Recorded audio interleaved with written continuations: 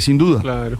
Pero la historia cuenta y además pues sí pareciera ser a mí no me que extrañaría que el hubiese tema sucedido. de la metida de la mano para ver si colgaba algo efectivamente ocurrió durante incluso varios siglos, ¿no? Lo que cuenta el padre es del siglo IX, ¿cierto? Sí, señor. Cierto, siglo IX. Y ocurrió, dicen, hasta el siglo XVI o XVII. O sea, pasó muchos años, claro, ahora ya no sabemos si Felipe, creer o no, pero de esas historias es mejor creérselas. ¿Existía La historia es o no mejor creérselas porque son existía esta silla buenísimas. en la tradición? La silla padre? sí la presentan, Felipe, sí La ¿Y existe. si silla, metían Felipe. la mano para mirar si colgaba algo? Felipe, ¿O la no? silla. De eso no hay prueba, A ver, Felipe. Felipe, cierre los ojos, Felipe. Sí. Cierre los ojos. Piense que usted Sí. está no en el sanitario, que es un poquito escatológico. No, yo usted sé qué está silla en está una silla hablando. hueca. Y que Yo hay un tengo señor. en este momento una silla hueca en esto. Felipe, que usted es cardenal, no me eche el cuento de su silla hueca. Desde que eso es me otra partí el cosa. coxis, No. se la muestro por si eso. quiere. Bueno, Dios, hombre. no, Felipe, no Le quiero. mando foto, no, pero bueno, no me cuenten Porque nada. es que de yo su no vida tengo privada. ninguna mano que mire si me cuelgan o no. Siga, siga. Dios. Entonces, imagínese, Felipe, que usted es Monseñor Zuleta, cardenal. Sí. Lo van a elegir papa. Y entonces es posible que lo elijan papa y le van a hacer Sí. una prueba. Entonces lo sientan en la silla, Sí. le meten una mano, un señor le mete una mano, le toca ahí y Los grita, testículos. y grita y dice, sí señor, son dos, y cuelga. Que eso es básicamente la traducción. ¿Cómo Sí, es que exacto. se dice eso en latín, Se padre? dice Que me gustó la frase. duos avet et bene pendentes. Sí, Tiene- la traducción sería literal, sería son dos y penden, y Y caen. cuelga, ¿no? Y caen. Tiene dos bolitas y caen, sí, Felipe, ahí está. Esta imagen que están viendo, Felipe, los que están conectados al canal de YouTube, Es la esta es ilustración, muy bien. Pero se tenían que levantar la sotana. Obvio, no, por Dios. Ya. Pues es que si no Sin se más levantan la sotana, explicaciones. ¿cómo van a Hay colgar? una No, película de por eso, la Néstor. sotana. No, Pues con la claro que sotana sí. se puede meter la mano, pero lo No, que se la tienen que necesitaba era que no remangar, tuviera se la tienen- pantaloncillos, digamos, una cosa de Pero bueno, pero no tiene existió que la remangar papisa. que la- Yo esta, creo que no, la Felipe. sotana. Yo creo que no existió. Yo creo que es una sátira. Yo creo que es una burla.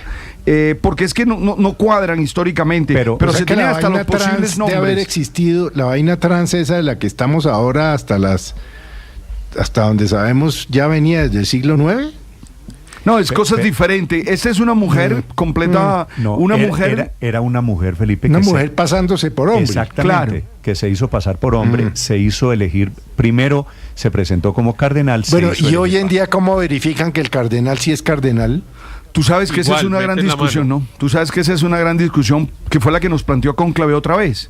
Pero mire que esta fórmula de meter la mano y tocar no hubiera Esa es funcionado. esa es una fórmula sabia, padre. quiero decir. No hubiera funcionado. No, en serio. En términos de Cónclave. No hubiera funcionado en la película. Nosotros estaríamos hoy presentando tutelas que esto va contra el libre desarrollo de la personalidad. No se hubiera podido hacer.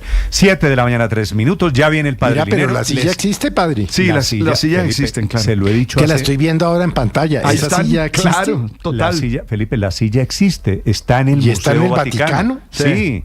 Y entonces la gente pasa y ve Entonces una no silla. pudo haber sido No, tanto Felipe, tan... es que la silla pasa, la silla está, pero como la gente no conoce la historia, no entiende para qué es el hueco que hay en la silla. Y ahí está el hueco, y esta es la explicación. Yo también quisiera creer que el Ay. mito es verdad, padre. Yo, en cambio, Porque- creo que el mito es mito. Porque es un cuentazo muy, muy bueno. El cuentazo del parto es Pero si la buenísimo, silla ¿no? O sea, existe, cómo- ¿por qué? cómo da A luz ver, en una si es procesión un en mito, vía ¿por qué pública existe por la los silla, dolores Porque de parto? podría ser para otro tipo de comprobaciones. No tendría que ser exactamente por el relato de la papisa Juana. Yo ¿no? quiero creer que existió Yo una también quiero papisa. creer que eso sí pasaba, ¿sabes? Porque, Felipe, como todos los mitos, Pero ¿para es- qué podía hacer esa, es mejor creerlos. esa silla si no es para eso? Claro, ese hay que decir que es verdad, así no lo sea.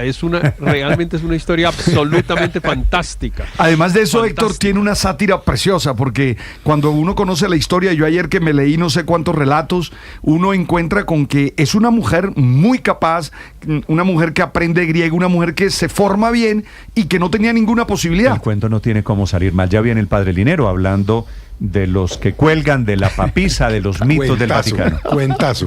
7 de la mañana, 5 minutos. Ya vienen los deportes también, Ricardo Rego, con el novelón alrededor de Carlo Ancelotti, que iba a ser el técnico de Brasil y finalmente se queda aparentemente Ricardo. Esto es un capítulo, el de hoy. El capítulo de hoy es que Ancelotti se queda en el Real Madrid. Hola Néstor, feliz mañana. Si me permite, y para seguir en la misma línea, Ancelotti dejó colgado a la selección de Brasil en la ruta de soñar con que en junio fuese el seleccionador de los pentacampeones del mundo. Esto es una novela, todo estaba listo, llegó a Londres, en Londres la cosa se enredó, finalmente se cayó y es un hecho. Lo que pintaba al sí definitivamente es un no, pero ojo, todo parece indicar, como usted lo dice, va a estar en el Mundial de Clubes Ancelotti en Madrid, pero hace un instante se ha filtrado una nueva ruta. Ya les vamos a contar cuál puede ser el destino de Ancelotti lejano de Brasil y también quizás yéndose del Real Madrid pronto. Y en Colombia, ojo, Atlético Nacional. Qué partido el de Edwin Cardona. Qué golazo. Qué golazos. El primero y el tercero. Golazos. Fue la gran figura de Atlético Nacional frente al Deportivo Pasto en una noche pasada por agua. En la ciudad de Medellín, lamentablemente, todo lo que está sucediendo, pero también en el fútbol se sintió en la cancha. Yo creo que está hoy mejor que James. Espero que lo llamen a él y no a James. Bueno, veremos. Con Coordinadora, el futuro llegó. Por eso, trabajamos con innovación y tecnología para poner en tus manos un mejor mañana. El futuro es ahora. ¿Te lo llevamos? Sobre la decisión de la Corte Constitucional que parcialmente declaró exequible la conmoción interior, señora ministra de Justicia Ángela María Buitrago. Ministra, bienvenida, buenos días. Néstor, buenos días, un saludo a la mesa y a todos los oyentes. Pues ministra, usted que tuvo tanto que ver en el decreto o en los decretos, por un lado la buena noticia es que el corazón madre, el de la conmoción interior, se salva. Por el otro lado, el llamado de la Corte Constitucional es que hay unos temas estructurales que se deben tramitar a través de leyes y a través de mecanismos ordinarios en el Congreso de Colombia. ¿Cómo interpreta el gobierno la decisión de la Corte Constitucional? A ver, Néstor, yo creo que es muy importante decirlo desde el Ministerio de Justicia. Cuando se decidió por parte del gobierno el tema de conmoción interior, se estudió muy bien la situación que venía siendo atípica, y esto lo resalta la Corte Constitucional.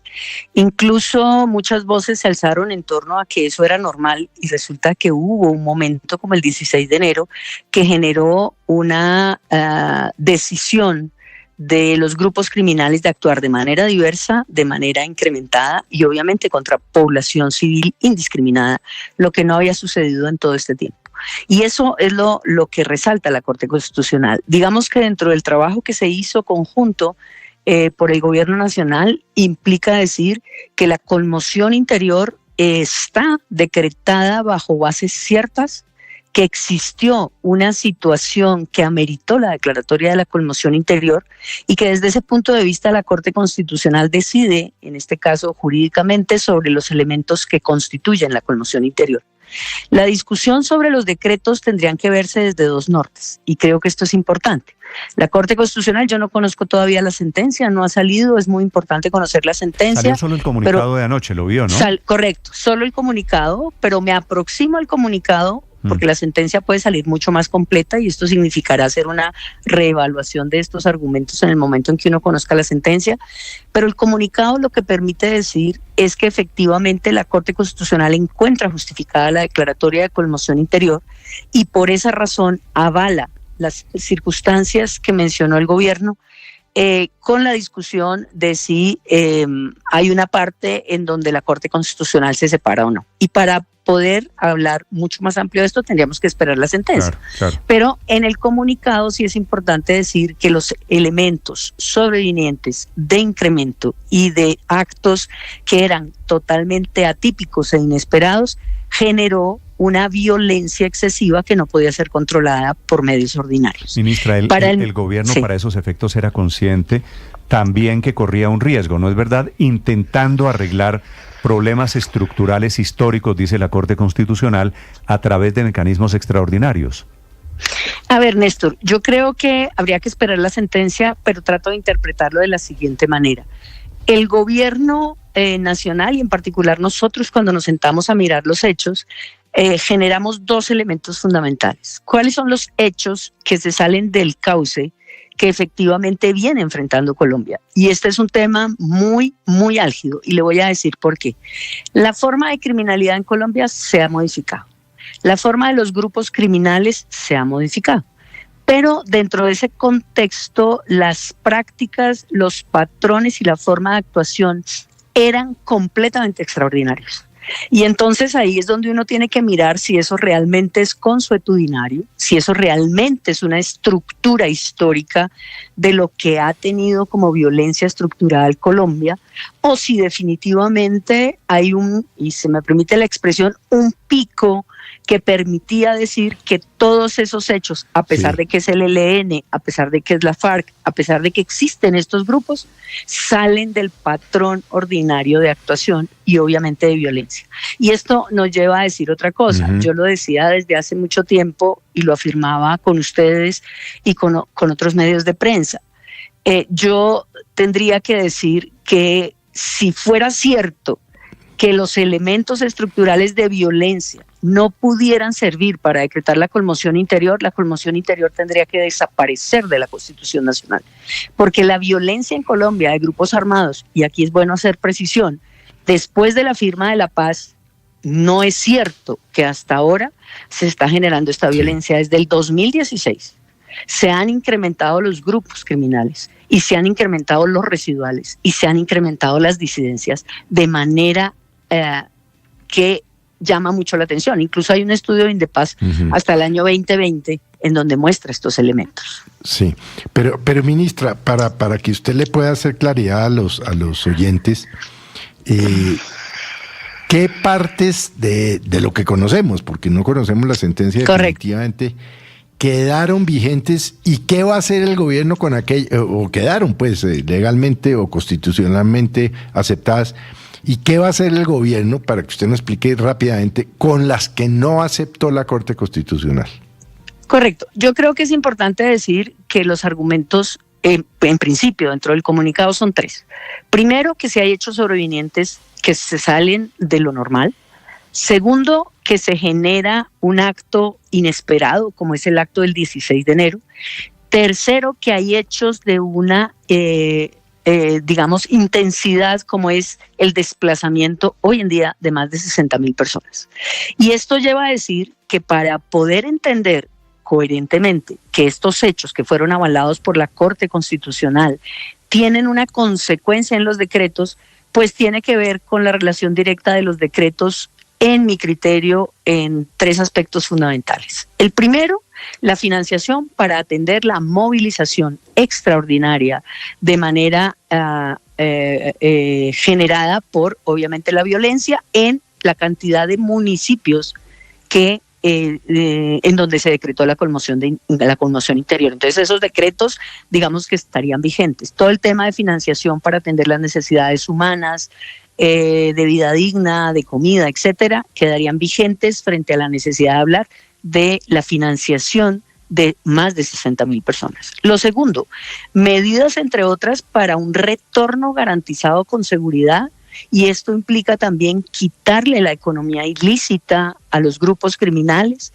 generar la contención necesaria, que esto significa los decretos incluso de prohibición de utilización de precursores o de gasolina para la producción de narcotráfico, porque si no, no habrá posibilidad de regresar y de retornar a sus tierras, porque habría una decisión de los grupos criminales de permanecer en los territorios a través de violencia, generando obviamente un lucro que es el narcotráfico, si no se les quitara la posibilidad de utilizar estos mecanismos para procesar la droga. Y tercero, desde ese punto de vista, todos los decretos que significan también hablar de medidas de humanidad en el contexto. Ahora, la Corte tendrá que pronunciarse muy claramente en la sentencia, no solamente frente a esa decisión, y fíjese que yo no la entiendo como una declaratoria parcial, y lo hago con todo el respeto del mundo, porque en el fondo lo que está diciendo la Corte Constitucional era, había razones para decretar la conmoción interior. Y las razones que comparte la Corte, que son estas tres iniciales que mencioné, significa también decir la conmoción tiene el pase de constitucionalidad. Y por esa razón, la conmoción interior se decreta para buscar retornar a la paz, tranquilidad y obviamente a conjurar la violencia que tiene en ese sector y en esos municipios. Tendríamos que esperar la sentencia, yo lo digo claramente también, para dar mayores apreciaciones, pero esto es lo que yo interpreto del comunicado y de la decisión. Ministra, cuando usted dice que la financiación está garantizada, ¿se refiere usted a los decretos tributarios asociados con esta conmoción interior? Es decir, las modificaciones al impuesto al timbre, a esas mayores cargas al sector extractivo y algo de lo que está muy pendiente la gente. El nuevo IVA del 19% a las apuestas en línea, ¿eso se mantiene vigente? Yo creo que sí, porque, y digo creo que sí, esperando la sentencia de la Corte Constitucional, porque es directamente relacionado con la necesidad de mantener condiciones respecto a la población que efectivamente fue desplazada, respecto a la necesidad de utilizar mayor fuerza pública en el sector que fue declarado como conmoción interior, porque además necesitamos recursos extraordinarios para que esas fuerzas públicas tengan inmediatamente los medios requeridos para contener un número y una cantidad de violencia como la que se ha generado en esos municipios. No es mecanismos ordinarios los que van a poder contener esta situación. Por esa razón, siendo coherente con la decisión de la Corte Constitucional y con hasta ahora el comunicado, advertiría yo que esos decretos en particular tendrían que subsistir porque están directamente relacionados a una exacerbación del conflicto y obviamente a unas causas de violencia que no son normales y que han superado la intensidad con que venían trabajando. Sí, ministra, una de las propuestas y promesas del gobierno del presidente Gustavo Petro era la sustitución de por lo menos 25.000 hectáreas y la entrega de 1.280.000 pesos a los campesinos que se sometieran a ese programa, pero la Corte declaró inexequible justamente ese pedacito, los incumplimientos del PENIS. ¿Cómo van a hacer ustedes para cumplir, para poder solventar la plata o los fondos que no van a poder tener producto de esta decisión? Mira, en el tema en particular, eso no corresponde al Ministerio de Justicia, eso lo tiene la Unidad de Sustitución de Cultivos. Es importante decir que de todos modos hay que buscar mecanismos, medios y obviamente posibilidades de cumplirle no a una decisión de conmoción interior, sino de cumplirle a una serie de personas que quieren cambiar lo ilícito por lo lícito. Y esto es una apuesta importante y aquí yo quiero llamar un poco a que pensemos en que la propuesta de cambiar lo ilícito por lo lícito es una apuesta también a la dignidad y a la humanidad de las poblaciones que han estado enfrentadas y utilizadas por el narcotráfico. Y esto nos lleva a decir claramente que frente a esa posición en particular, el PENIS es un proceso histórico que se generó sobre la base de una apuesta que no solamente viene de este gobierno. Sí, ministra, pero discúlpeme, pero sin conmoción interior, ¿el gobierno puede sacar adelante ese programa de sustitución? No, digamos que se le apostaba en este tema al tema de la sustitución para precisamente cambiar las condiciones que generaron también, y esto es muy importante, se determinó que, por ejemplo, Tibú tenía un aumento exorbitante en los cultivos de coca. Tiene 45.000 hectáreas de coca. Pero ¿cómo así, ministra, que no pueden hacer programa de sustitución de cultivos sin conmoción interior? No. El tema de la sustitución de cultivos significa pagarle a los campesinos 1.200.000 y pico de mil de pesos. Claro, pero Néstor, lo que pasa es que tú sabes también que aquí hay un techo presupuestario. Y aquí hay una situación de presupuesto, significó también desfinanciar 12 billones de pesos del presupuesto habitual. Y esto significa que precisamente las condiciones del gobierno apuntaban a que frente a esa realidad de un aumento exorbitante de manera particular en uno de sus municipios, se pudiera decir claramente que las condiciones habían cambiado y que efectivamente parte de la violencia que es por el territorio, por el narcotráfico y que suscita a partir del 16 de enero todo el enfrentamiento, significaba también un elemento a analizar.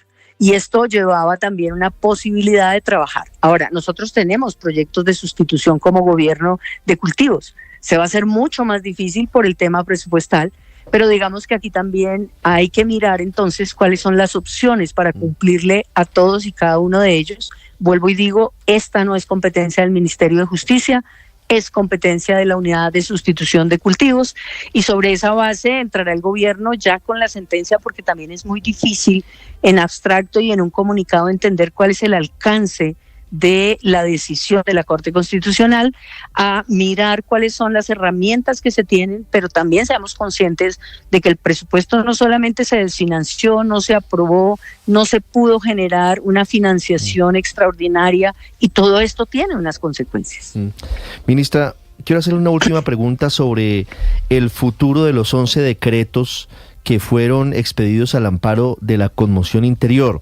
¿El gobierno es optimista frente al examen que tendrá que hacer la Corte de cada uno de ellos? ¿Bajo lo que conocemos hasta ahora fue la decisión de anoche? Mira, Ricardo, yo creo que es importante decir dos cosas. Para poder hablar de una conexidad entre la admisión de declaratoria de conmoción interior, que acaba de decir la Corte Constitucional que es constitucional, y los decretos, tenemos que conocer de fondo las razones del decreto de constitucionalidad o de la sentencia de constitucionalidad. Pero de lo que surge del comunicado es claro que todo lo que tiene que ver con los decretos que son realmente relacionados con el incremento de violencia a partir del 16 de enero, y vuelvo y digo, los hechos de desplazamiento, los hechos de ataque masivo, los hechos de retorno y demás, pues tienen que quedar vivos para poder cumplir con la constitucionalidad, obviamente, de ese decreto de conmoción interior. Diferente hubiera sido si se hubiera caído la conmoción interior, porque en este caso, al declarar constitucional la conmoción interior, todo lo que tiene que ver con estos factores tendría, y yo lo digo tendría hipotéticamente porque pues hay que someterse a la decisión judicial, tendría que sobrevivir frente a los decretos que son causalmente originados en esa conmoción y en esas Ahora, causas. también hay que ver qué es lo que tumbó, porque es que la decisión de anoche se salvó un pedazo de la conmoción, tal vez el central, tal vez el más importante, pero se cayó otro pedazo de la conmoción interior, ¿no? Sí, digamos que del comunicado se entiende, Néstor, que lo que ellos dicen que no se puede argumentar es un elemento que, digamos, discutimos mucho en la elaboración del decreto, y era la parte histórica de los grupos que estaban en esa región. Desde ese punto de vista, hasta donde entiendo yo en el comunicado, lo que dicen es, mire, esto es habitual, lo dice la Corte Constitucional. Estos grupos existían, por lo tanto yo no puedo hacer una declaratoria frente a la existencia de estos grupos. Pero yo creo que ahí también la Corte Constitucional, dentro de lo que nosotros quisimos mencionar, es que precisamente esos grupos cambiaron su forma, cambiaron su intensidad y cambiaron y generaron hechos que se salían del contexto. No solo sobre el carácter histórico de los grupos, sino con o a través de la conmoción interior no se pueden desarrollar los programas de sustitución de cultivos ilícitos, o no se pueden desarrollar o solucionar los incumplimientos del PENIS, que es el organismo del gobierno que maneja el programa de cultivos ilícitos. Y fíjese que esa fue una discusión muy importante. Nosotros tenemos claro que no era que quisiéramos a través de conmoción interior revivir o hacer cumplir el PENIS, pero se toca como un elemento histórico incumplido que ha generado causas de violencia y que ha generado también que la población esté en medio de una violencia que se desató y obviamente se incrementó a partir del 16 de enero, como lo mencionamos en el decreto de conmoción interior. Ministra, a usted, la gente de la Corte Constitucional, no sé si usted habla con los magistrados, con el presidente de la Corte, ¿le dicen cuándo sale la sentencia? No. Digamos, pues yo hablo por relaciones de articulación, obviamente, con los magistrados, pero del tema en particular no hemos hablado absolutamente nada, no conocía tampoco cómo iba a ser el fallo, y obviamente la sentencia, normalmente la Corte Constitucional se toma su tiempo por eso para le sacar. pregunto, porque aquí todavía hay un alto nivel de determinar de incertidumbre, qué es lo que se salva y qué es lo que no se salva. Pero digamos, lo grueso, según el comunicado de anoche de la Corte Constitucional, estamos de acuerdo, lo grueso, que es la conmoción interior, ya se salva. Hay un pedazo, de todas formas, que fue declarado inconstitucional. Doctora. Correcto. Sí. Ministra, gracias por acompañarnos esta mañana, doctora. No, Néstor, a ustedes, gracias. Gracias, Ricardo, hasta luego. Muy amable, 7:25 en Mañanas Blue. Estás escuchando Blue Radio. Durante 18 meses investigué, leí, hice fichas bibliográficas, escribí, corregí, hasta llegar a tener este texto. Romperme fue solo un comienzo. Un texto sobre la resiliencia. Un manual para vivir en esperanza. Los seres humanos estamos en medio de batallas y necesitamos aprender a resistir. A veces nos doblamos, otras nos rompemos y siempre tenemos que restaurarnos. Es una invitación a que aceptes que eres vulnerable, pero también que eres capaz de recomponerte y salir adelante. Romperme fue solo un comienzo, una invitación a dar lo mejor de cada uno de nosotros para ser felices. Lo presento este 1 de mayo a partir de las 4 de la tarde en el Salón José Asunción Silva de Corferias, en medio de la Feria del Libro de Bogotá. Te invito para que me acompañes. Allí te firmo el texto y nos damos un abrazo. Tú sabes. Víspera del Día del Trabajo y antesala también de la negociación del aumento salarial para los empleados públicos. 1.400.000 empleados de nómina de la rama pública que están en suspenso y a la expectativa por esta negociación que ya está en curso, con plazo hasta el próximo 15 de mayo para llegar a un consenso y con ofertas ya sobre la mesa por parte del gobierno nacional, que en las últimas horas destapó su carta con un aumento del 1.3% por encima de la inflación del año pasado, que recordemos cerró en el 5.2% para un aumento total del 6,5% que propone a los empleados de nómina del sector público.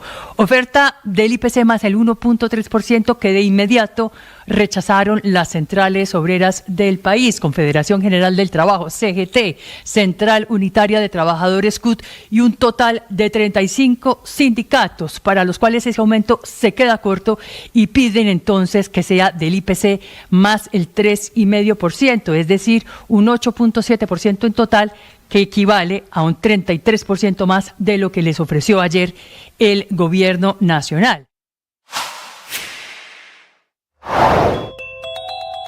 En las últimas semanas, el plan Pistola del Clan del Golfo contra la fuerza pública deja 27 muertos. No paran los ataques terroristas contra la fuerza pública en Antioquia. Delincuentes dispararon contra una patrulla de la policía dejando un uniformado muerto y otro herido cuando estaban adelantando un puesto de control en el municipio de Salgar, suroeste del departamento. El uniformado muerto fue identificado como Rubén Darío Velázquez Guevara, mientras que el herido es el patrullero William Orlando Ortiz Ovalle, que fue enviado a Medellín. El comandante de la policía en Antioquia, el coronel Oscar Mauricio Rico. Se presenta un hecho, un hostigamiento a una patrulla de tránsito y transporte. Sí hay un funcionario asesinado, hay otro herido. Reprochamos todos estos hechos criminales delincuenciales. La escalada terrorista en Antioquia deja a 7 miembros de la fuerza pública asesinados y cerca de 30 heridos. Y en las últimas horas murió en Cartagena el patrullero William Guardo Torres, quien resultó herido luego del ataque a bala contra la patrulla en la que se movilizaba el pasado jueves. Salimos corriendo, nos levantamos, tomamos el arma de dotación, buscamos los chalecos antibalas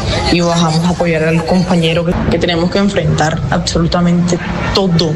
No nos podemos dejar acobardar por la delincuencia que hay en el país. Ante esto, el general Carlos Triana, director de la Policía Nacional, anunció que se van a suspender las vacaciones en algunos departamentos, mientras que otros policías podrán llegar a sus casas con sus armas de dotación.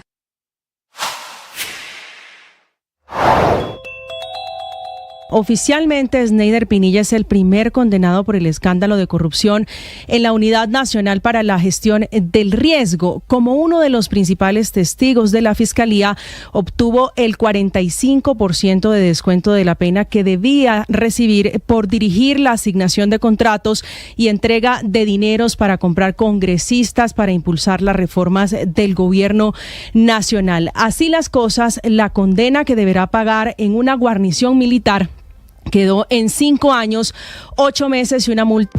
El padre Alberto Linero es periodista y también está en Mañanas Blue.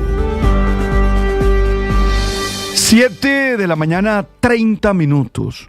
Duos aved et bene pendentes.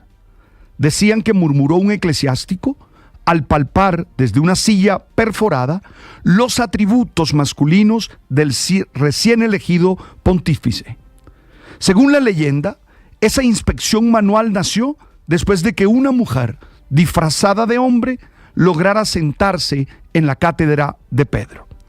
La leyenda ubica los hechos entre los años 855 y 857, es decir, en el lugar que oficialmente ocupó Benedicto III. Otras versiones sitúan el episodio entre el 872 y el 882, durante el pontificado de Juan VIII. En cualquier caso, el relato se sostiene en la bruma de lo legendario, más cerca del símbolo que del dato. Se dice que la mujer era hija de un hombre llamado Gerberto, gran predicador, y que ella, desde niña, estudió griego, leyó la Biblia y fue reconocida por su inteligencia y su pasión por el conocimiento. Ante un entorno que marginaba a las mujeres del pensamiento y del poder, ella adoptó el nombre de Juan Anglicus, y se dice que después de subir en toda la carrera eclesiástica, fue elegida papa por su sabiduría, su elocuencia y su aparente virtud. Nadie sospechaba que detrás de los ropajes pontificios se escondía una mujer. Pero el mito no termina ahí. Según la narración, su identidad fue descubierta cuando en plena procesión comenzó a dar a luz en la calle. El escándalo fue inmediato. Algunos dicen que murió allí mismo, otros que fue destituida y enviada a un convento. La verdad, esta es una historia poderosa, tan poderosa que ha sobrevivido durante siglos, pero también es cierto que no existen registros serios que confirmen su veracidad. Ni en las listas papales, ni en los documentos del Vaticano, ni en las crónicas contemporáneas aparece esta mujer llamada la papisa Juana. El mito nace recién en el siglo XIII, 4 siglos después de los hechos que supuestamente ocurrieron. Los historiadores coinciden en que esta historia fue probablemente una sátira, una crítica al poder clerical o una parábola moral. Con el tiempo, creció alimentada por el escándalo, el machismo y el gusto medieval por lo fantástico. Las sillas, que se muestran hoy como prueba, en realidad serían simples muebles curiales de la época. Y sin embargo, en estos tiempos en que nos preparamos para un nuevo cónclave, esta vieja leyenda vuelve a hablar, no para acusar, sino para recordarnos que la Iglesia, como toda institución viva, necesita seguir leyendo los signos de los tiempos. Necesita coraje para abrirse al discernimiento, humildad para mirarse desde dentro y esperanza para transformarse sin ningún miedo. Estás escuchando Blue Radio.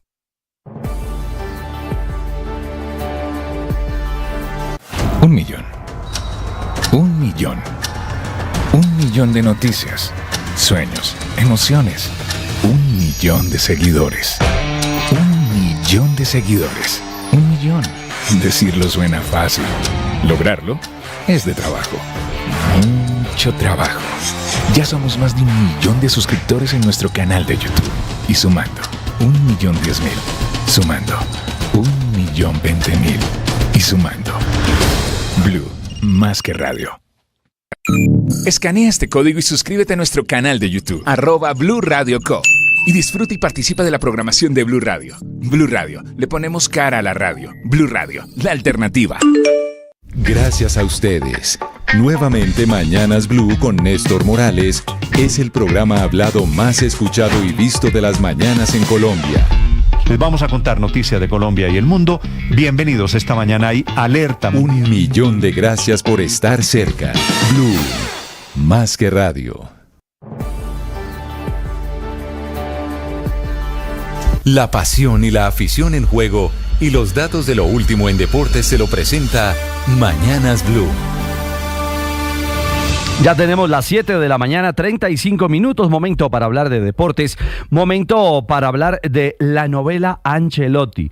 Es increíble, solo faltaba una firma, el vínculo con Brasil era una realidad, ya la prensa española, también la brasileña, todo estaba dado, todo estaba planteado por hecho. Había un sí verbal de Ancelotti, el acuerdo económico de 1 millón de euros mensuales, para el entrenador italiano y estar al mando de la selección brasileña. Reunión en Londres, un empresario, Diego Fernández, brasileño, un directivo de la Confederación Brasileña de Fútbol y Ancelotti. ¿Para qué?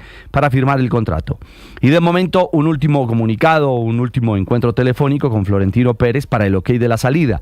Y al final una cláusula del Madrid. Tendría que renunciar a 11 millones de euros por lo que resta de su contrato. Le queda un año a Ancelotti. Bueno, al final no hubo acuerdo en ese ítem. Pidió tiempo a Ancelotti a Brasil hasta agosto. Brasil dijo no, necesitamos que sea junio el arranque. Lo cierto es que se cayó increíblemente la negociación. Segundo intento fallido. Ancelotti, todo pinta, dirigirá al Madrid en el Mundial de Clubes. Pero ojo, les decíamos, tiene un año más de contrato. En los últimos minutos, en España se ha revelado, apareció una oferta de Arabia Saudita. Y escuchen bien, serían 50 millones de euros netos por temporada, los que podría ganar Ancelotti si se va al fútbol árabe. Esta novela no termina, veremos cómo finaliza la película de Ancelotti. Lo cierto es que el capítulo Brasil ya está plenamente cerrado. A ver, ¿y qué decisión? ¿A quién finalmente elige Brasil para encaminar su ruta hacia el Mundial del 2026? En Colombia, la Liga de Play Mayor, una noche muy fría, una noche muy lluviosa en Medellín, que trajo alegría a la hinchada de Atlético Nacional. ¿Por qué? Por Edwin Cardona. Marcó el primero frente al Pasto, un muy buen remate, una jugada colectiva muy bien elaborada, junto a Mateo Zuribe, para el remate de media distancia, reiteramos, y el primero 1-0. Luego Andrés Román sería el encargado en un tiro de esquina, lo ejecutó Cardona, cabezazo de Morelos, y en el segundo palo apareció Román para poner la firma y el 2-0. Pero el tercero es de locura. Un balón que recupera en territorio propio Atlético Nacional. Morelos asiste pronto a Cardona y casi desde la mitad de la cancha, con una precisión como de relojero suizo, colocó la pelota increíble arriba. El arquero estaba salido. Una gran manera de impactar ese balón, pilló afuera al cuidapalos y fue el 3-0 para un mágico Cardona, que con su actuación tiene a Atlético Nacional líder con 31 puntos. Además, ya clasificado a la fase de cuadrangulares semifinales. Esto significa que con el triunfo del Verde, ahora Nacional es líder, repetimos, 31 puntos. Segundo, Millonarios con 30, tercero, Junior con 30, cuarto, América con 29, quinto, Medellín con 28, sexto está el Tolima con 26, séptimo, Santa Fe con 24 y octavo, el Cali con 23 unidades.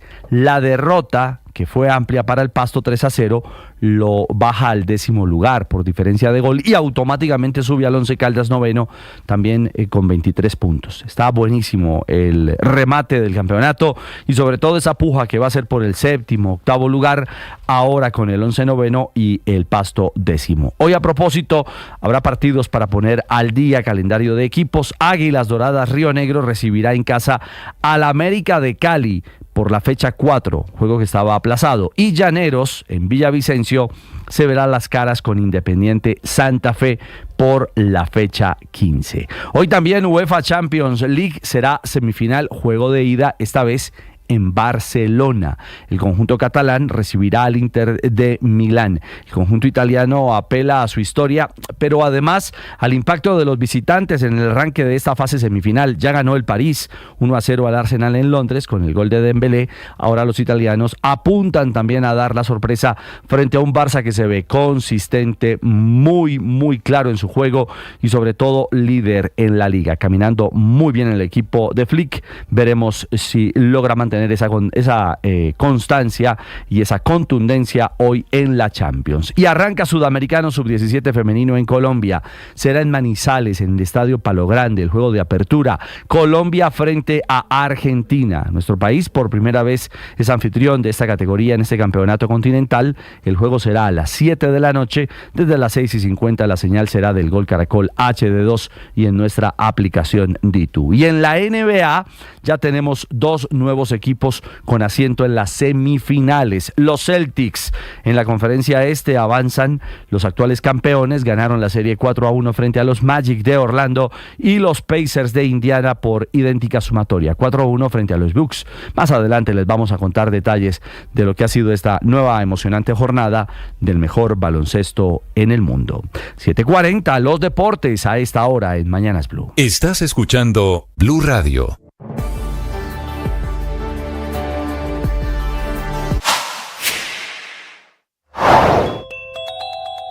Víspera del Día del Trabajo y antesala también de la negociación del aumento salarial para los empleados públicos. 1.400.000 empleados de nómina de la rama pública que están en suspenso y a la expectativa por esta negociación que ya está en curso, con plazo hasta el próximo 15 de mayo para llegar a un consenso y con ofertas ya sobre la mesa por parte del gobierno nacional, que en las últimas horas destapó su carta con un aumento del 1.3% por encima de la inflación del año pasado, que recordemos cerró en el 5.2% para un aumento total del 6,5% que propone a los empleados de nómina del sector público.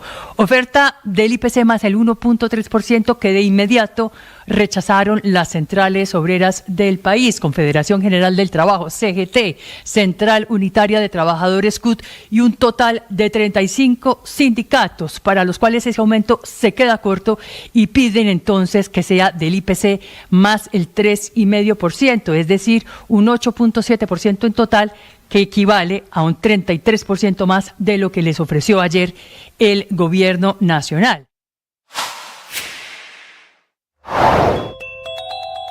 En las últimas semanas, el plan pistola del Clan del Golfo contra la fuerza pública deja 27 muertos. No paran los ataques terroristas contra la fuerza pública en Antioquia. Delincuentes dispararon contra una patrulla de la policía dejando un uniformado muerto y otro herido cuando estaban adelantando un puesto de control en el municipio de Salgar, suroeste del departamento. El uniformado muerto fue identificado como Rubén Darío Velázquez. 7 de la mañana, 42 minutos. Felipe, mucha atención. Renuncia hoy al Departamento de Prosperidad Social su director Gustavo Bolívar. Tiene cita esta tarde con el presidente Gustavo Petro para entregarle la carta de renuncia, para cuadrar su salida, que tendrá que ser prácticamente ya la próxima semana, porque va a ser, Felipe, candidato presidencial. Ya es una decisión tomada a nombre del petrismo. Y Bolívar tomó la decisión, que lo estuvo meditando, evaluando, de renunciar. Repito, lo hará de carácter oficial esta tarde, en una conversación prevista con el presidente de la República, para representarlo a él, a su proyecto político en las elecciones del año 2026. Así que otro, Felipe, este es muy del corazón del presidente Gustavo Petro. No, pues total. Muy leal. Acuérdese que le dijo, presidente, yo a usted lo amo. Bueno, Felipe, acuérdese, pues. Ahora intentando, después de todos esos devaneos, de esos coqueteos políticos, intentando que el presidente Petro le endose los votos. El presidente Petro, que es un gran animador del debate político, el presidente Petro sigue él, no su gobierno. Petro sigue siendo muy fuerte políticamente, el gobierno menos bueno que Petro, y la jugada de Gustavo Bolívar es meterse en la piscina de las candidaturas para disputar lo que ellos han denominado la candidatura en una consulta de algo que han denominado, Felipe, el Frente Amplio. Sí, me pregunto yo qué le hace pensar al petrismo y al presidente Petro, pues si avala la candidatura de Gustavo Bolívar, que pueden volver a la presidencia de la República con quien fue quien sacó la tercera votación para la alcaldía de Bogotá. Néstor, no lo veo tan claro. Me da la impresión de que la decisión está tomada más desde el punto de vista emocional por el tema de las últimas encuestas, que a que la hayan realmente meditado. Yo no creo que esto vaya a dejar contentos a todos los miembros del pacto histórico y del petrismo. Sí. Yo creo que aquí va a empezar una profunda división dentro del partido. Pero es que no veo a Gustavo Bolívar con 11, 12, 13 millones de votos. No lo veo hoy, no lo veo, 30 Felipe, de abril. Estoy revisando las cifras efectivamente para la alcaldía de Bogotá. Bolívar fue tercero, derrotado por el actual alcalde Carlos Fernando Galán. Y por el doctor Oviedo. En segundo lugar estuvo el doctor Luis Daniel Oviedo. Claro. Tercero, apenas alrededor de 500,000 votos. Sí. Gustavo Claro, Bolívar. A su pregunta de por qué va a ser candidato presidencial Bolívar, Felipe, pues no es por pues votos. El mismo Felipe se da la respuesta. Es por cercanía que política. Que gana todas las encuestas, claro. Claro, es que ¿por qué Bolívar, qué les hace creer que va a ser el candidato? Si el presidente no suele hacerlo. Pues seguramente ellos han elaborado algunas y todas las encuestas dan lo mismo. Todas las encuestas indican que de ese sector político lo de las encuestas, Héctor, es engañoso. Ojo, porque Gustavo Bolívar aparece hoy en cualquier encuesta alrededor con el 10, 12, 11, 13%, dependiendo de la encuesta. Felipe, 10, 12% si el presidente Petro tiene el 30%. Bueno, pero es el que gana. Dentro de la piscina de la izquierda y dentro de lo que ellos aspiran a pescar como punto de partida, siempre gana. Incluso dentro de la piscina completa, si en Colombia hubiera una elección presidencial a una vuelta, Bolívar ganaba en las encuestas porque está ganando las encuestas en la piscina completa. Héctor, es diferente. Es diferente ganar a es el menos chiquito, gana. Es el cuando preguntan pero por si todos, tiene ¿por quién votaría usted? Tiene 12%. Exacto, y el siguiente saca 10. Y el siguiente saca 10. ¿Quién gana? El que tiene 12, no el que saca 10.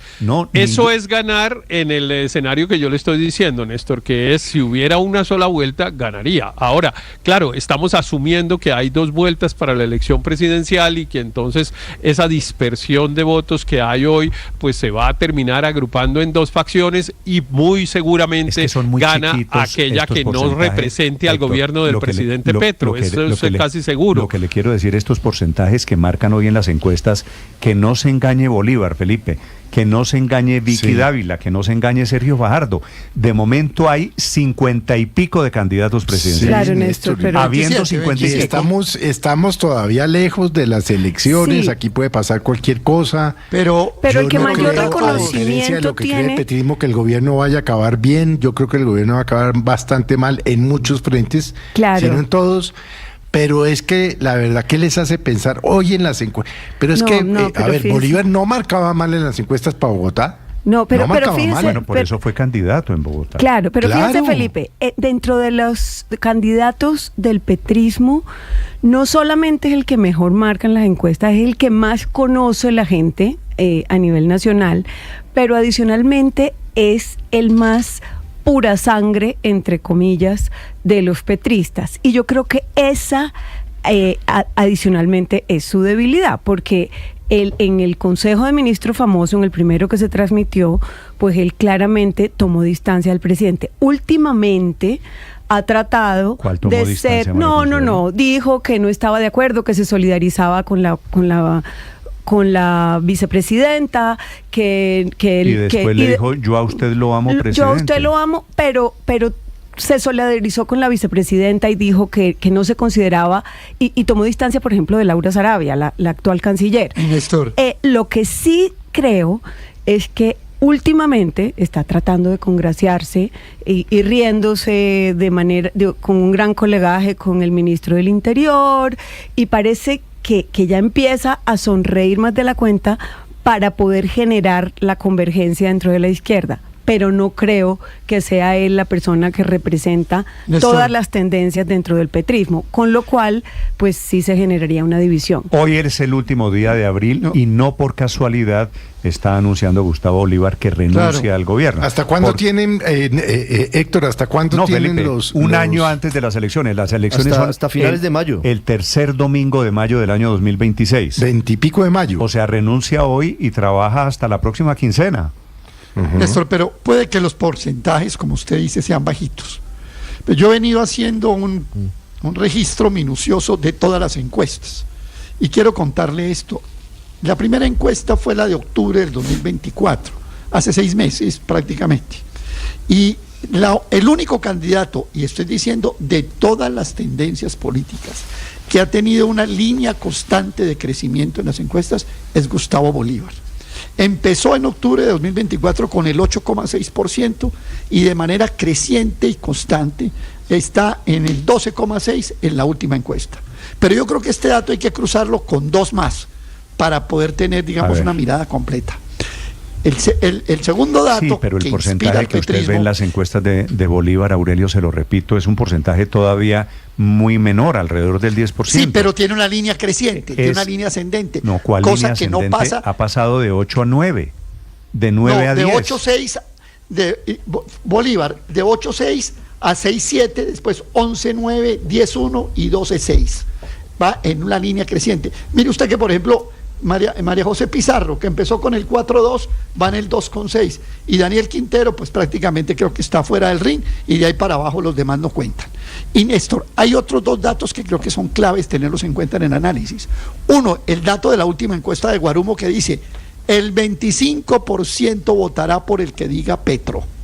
Entonces, aquí Bolívar no es el Bolívar de la alcaldía, es el Bolívar pero de ese mismo 25%.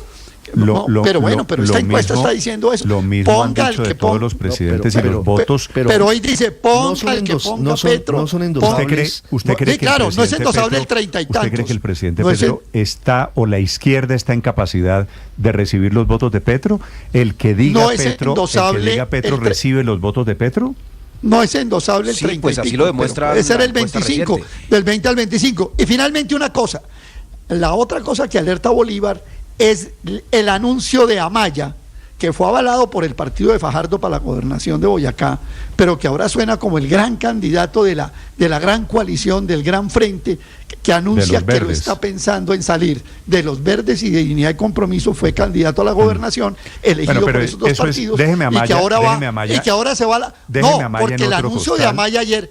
porque el anuncio de Amaya ayer... También hay novedades del tema Amaya, que es el actual gobernador de Boyacá. Amaya se va a lanzar a la presidencia. Bueno, y todos estos, por ser funcionarios públicos, tienen que hacerlo ya. La semana entrante seguramente ya renunció. Pero podría haber esperado, Néstor, hasta...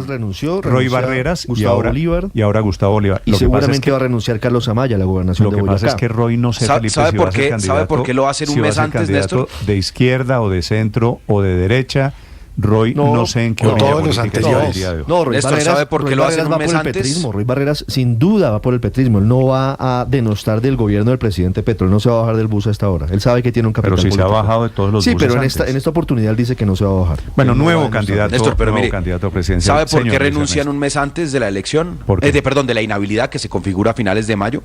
Porque no quieren que el gobierno y en particular el presidente les demore la aceptación de la renuncia. Eso fue exactamente lo que hizo el presidente Gustavo Petro con el saliente ministro de Comercio Luis Carlos Reyes, que como todos sabemos salió mal, y entonces le aceptaron la renuncia un poquito después y quedó inhabilitado, por ejemplo, para aspirar al Congreso.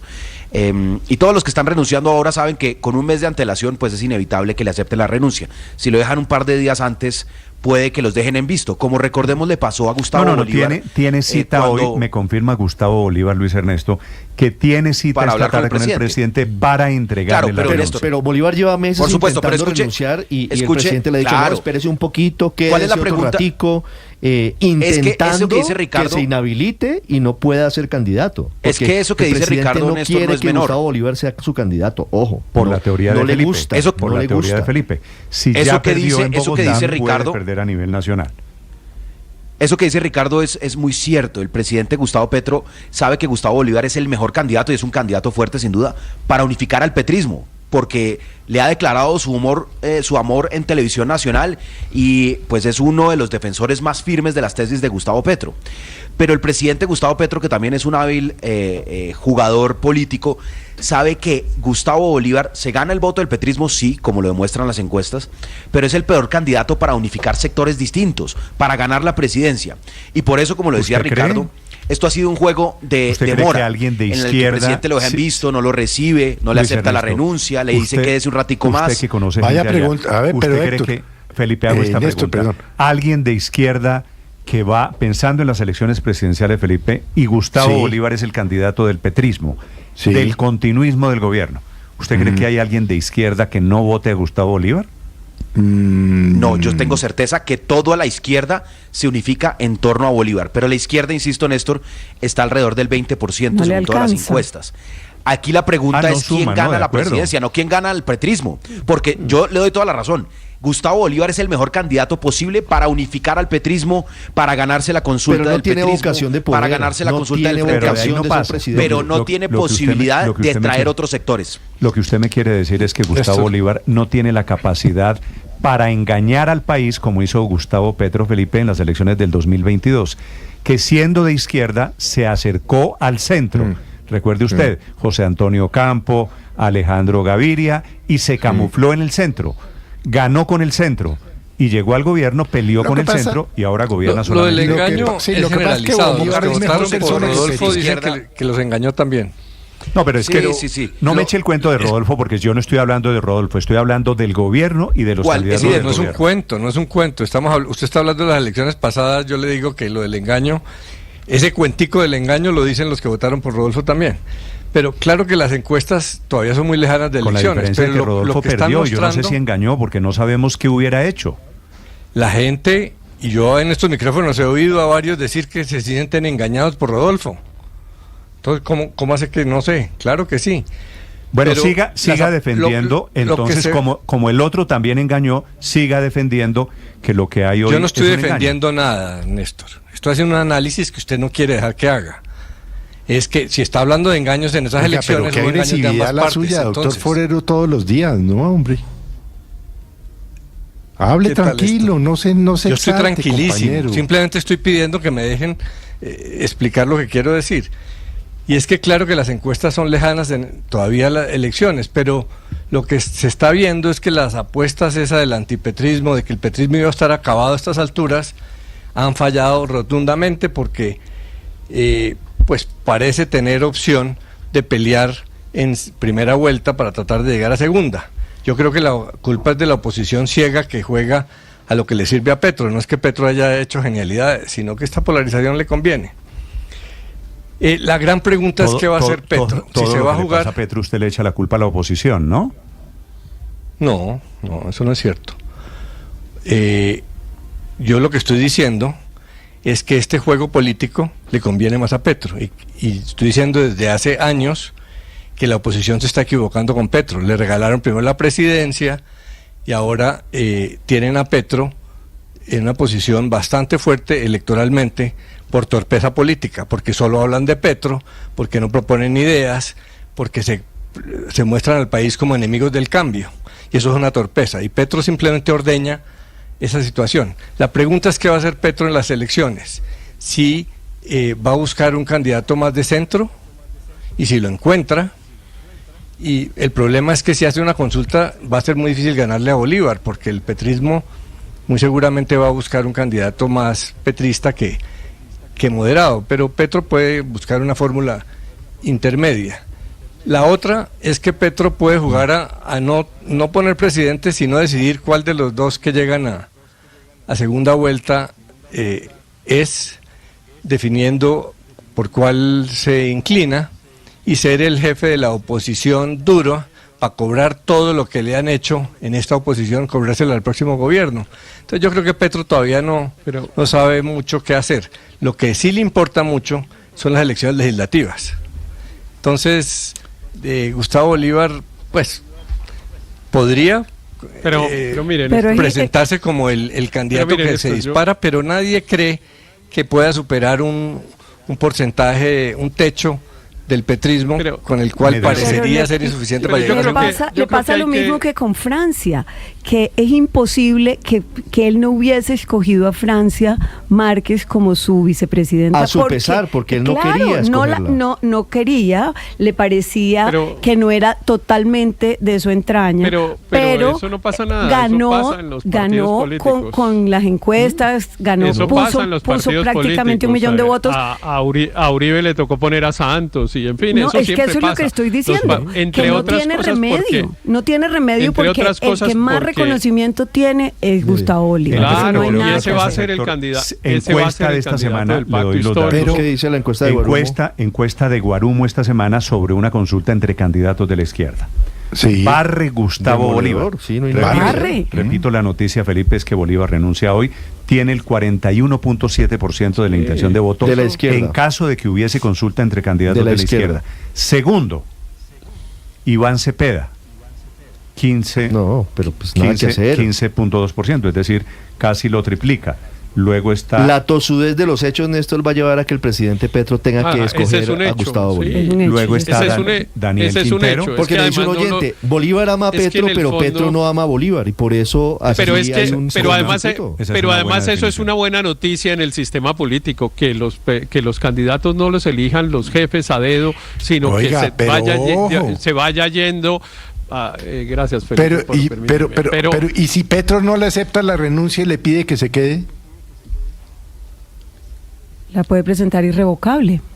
No la presenta irrevocable. Bolívar no hace nada sin que el presidente Petro le dé su bendición. Ojo, eso puede pasar en las horas de la tarde. Felipe, no creo la verdad. Pero pues mire, Néstor, pues sería un tiro en un pie, ¿no? Néstor, ¿qué tal que el presidente Petro es que acuerde que Bolívar lleva Felipe, 3 años diciendo 4 que donde el presidente quiera? ¿Qué tal si el presidente Petro le dice, Gustavo, no me renuncie, ayúdeme a acabar el gobierno, ya después vemos a ver qué se hace? Felipe, usted tiene razón, eso como posibilidad es probable.